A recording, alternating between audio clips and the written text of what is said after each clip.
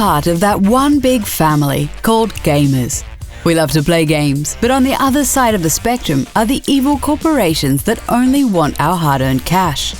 These things don't always go well together, and every year there's enough controversy to fill an entire top 10 list. So open up your free loot box and get ready for our top 10 gaming controversies of 2017.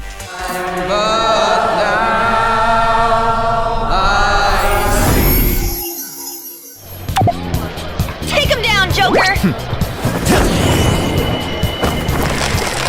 Persona 5 launched this year in Japan, and we needed to wait until April before we got a chance to play this wonderful role-playing game.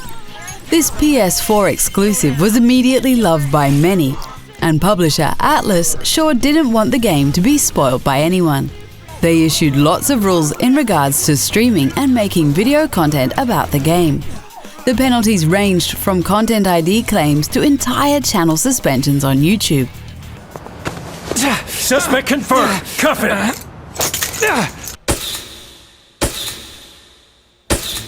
6 months later, Atlus loosened its stance on spoilers, but still, it doesn't want the final boss fight to be shown anywhere. This old-fashioned position on live streaming is remarkable and caused quite a bit of backlash on the internet. It didn't hurt sales though, as Persona 5 is a big success. This isn't an issue of whether or not it can be used in court. For she is a brave now. Gamers all over the world loved playing Horizon Zero Dawn on the PlayStation 4. This open-world action role-playing game simply looks gorgeous. Despite developer Guerrilla's efforts to be as inclusive as possible, a group of Native Americans wasn't happy with the choice of words in the game.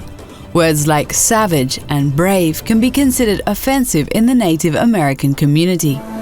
Braves! Ready yourselves!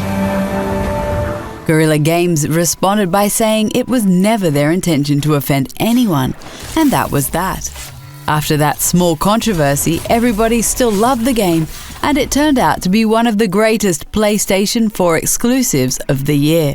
May you give favor to a brave of generous heart. I think I get what you're saying. Goodbye, Greta.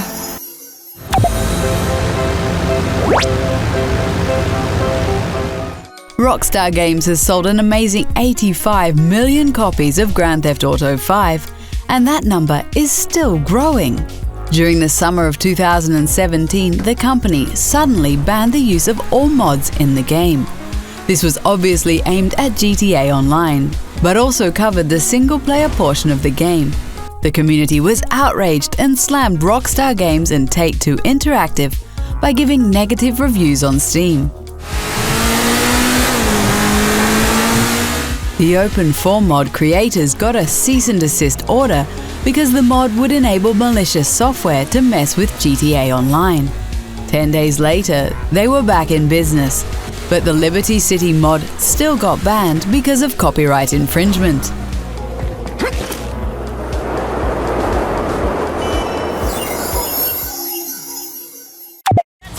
Roger that, sir! Over the years, we have seen many remasters and remakes. Activision had one job: remaster Call of Duty 4 Modern Warfare and make it great.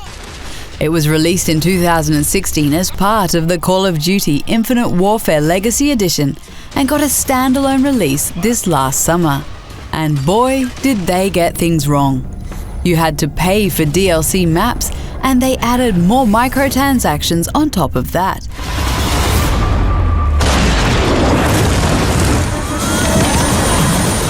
Gamers expected that the definitive edition would include all the content, but instead, Activision went for a money grab. Standing by!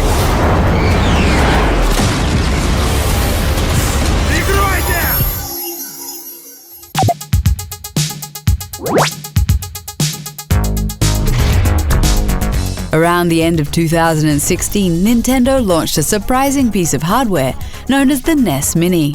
The $60 device sold out fast, and Nintendo announced it stopped the production of the NES Mini, because their factories needed to produce Nintendo Switches.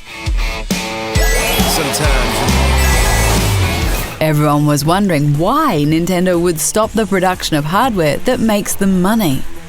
Despite demand, the NES Mini was cancelled. Nintendo announced the SNES Mini a few months later, and everybody was hyped again.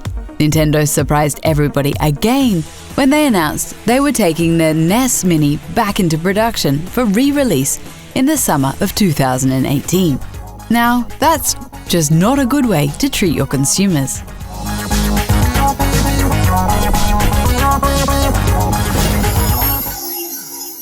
Make them remember what they did to us, Jason. Kill them.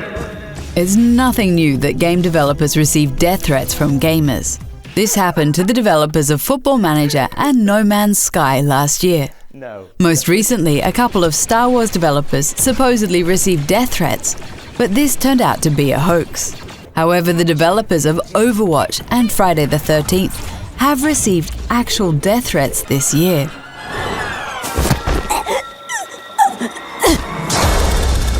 Apparently, gamers weren't happy with the way they were handling perma-bans.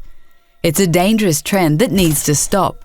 No matter how upset you get, sending the developers of a game death threats is just plain ridiculous.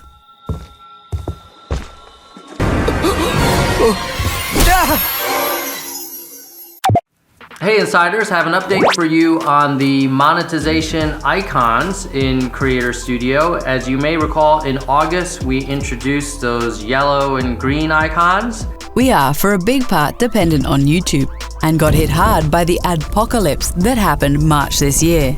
PewDiePie has been one of the biggest reasons for the sudden loss of ad revenue on the entire YouTube platform. The biggest YouTuber has been really misbehaving this year with racial slurs and racist jokes, while he has apologized since the damage has been done. Title, thumbnail, content of the video, tags, it's all considered, so just be aware of that. Google has a new ad system in place with very strict rules on violence and controversial content. That's why we had to add this controversy to the list. It didn't impact gamers, but it had a major impact on our game coverage and that of many other YouTubers.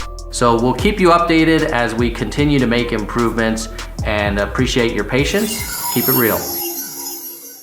When we started working on this game was in 2014, after New Order had come out, and we couldn't really know what would happen in the political landscape and how that would change. So the rise of the alt-right movement in the United States made certain games extra controversial this year.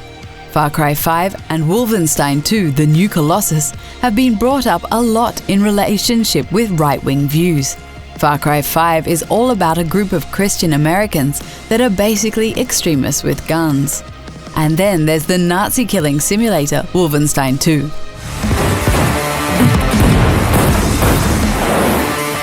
The alt-right felt offended, and Bethesda even put oil on the fire with its #NoMoreNazis campaign. We're not going to get into the political discussion here, but feel free to discuss this topic on our Discord channel.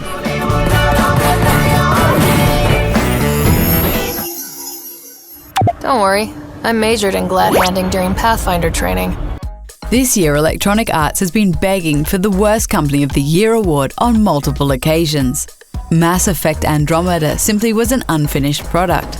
Need for Speed Payback was designed to make people buy in-game credits, while Star Wars Battlefront 2 is at the center stage of one of the biggest controversies of the year.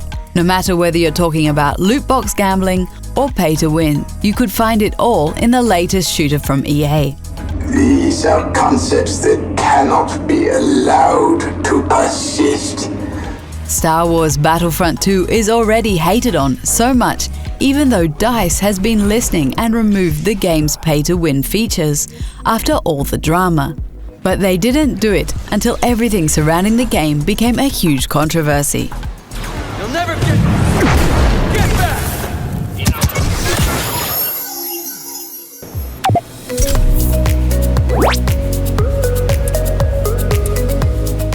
Loot boxes have been at the center of the biggest controversies of 2017. It's gotten so bad that even governments are investigating whether they should be classified as gambling.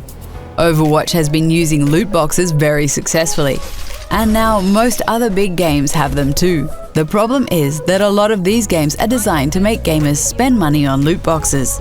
In Call of Duty World War II, they make you watch other people open loot boxes so that you get jealous when someone else gets something good.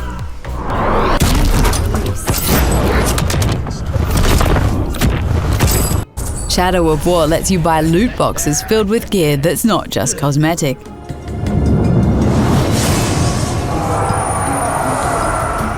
While Star Wars Battlefront 2 had you unlock characters, weapons, and much more. All of this outraged gamers, and we expect many more controversies around loot boxes in the future. You are no match for me. What's the biggest controversy of the year to you? Let us know in the comments and feel free to chat with us on Discord or social media.